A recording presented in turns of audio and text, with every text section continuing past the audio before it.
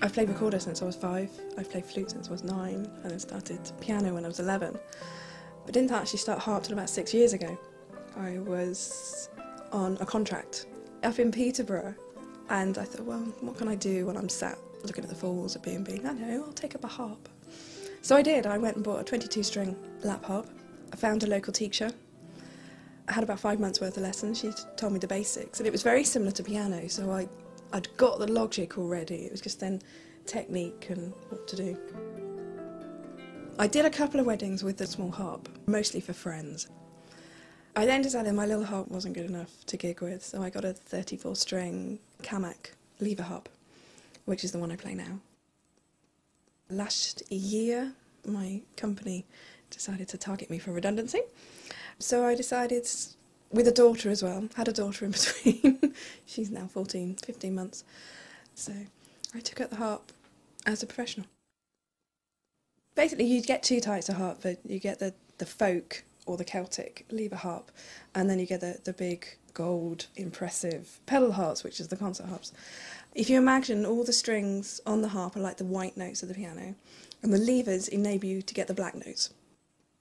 It's purported to be one of the most difficult instruments. It has a lot of restrictions.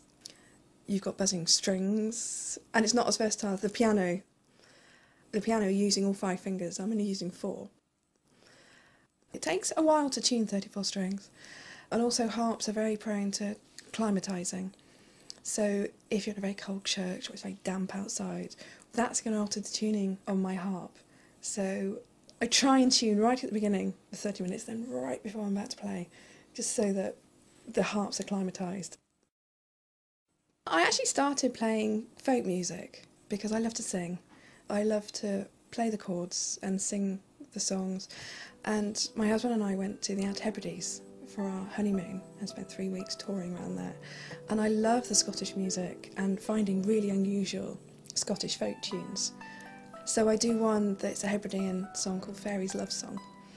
I don't speak Gaelic at all, but I've got a lovely book that described phonetically how to pronounce all the words, so I sing it in English and then I sing it in rough Gaelic. I hope that nobody that speaks Gaelic ever hears that recording because it would be awful.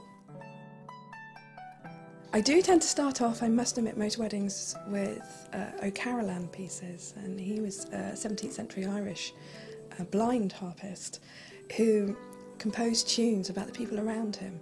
I then have 4 different books, so I go from the traditional folk book. I then do the classical book, which has got Ave Maria, which I play and sing, Flower Duet by Delibes, which I duet with myself on. So instead of having the 2 voices, one of the voices is a harp and the other one's me. I then do the popular book, so that's got everything like Here Comes the Sun, Everything I Do It For You, and all the love songs are in there. And I then got one, I started doing care homes and going into care homes to play for the residents. So I've got songs of patriotism and nostalgia. Quite a few hymns. That's got Amazing Grace, but it's also got White Cliffs of Dover and Pack Up Your Troubles in Your Old Kit Bag. They don't tend to come out at weddings very often.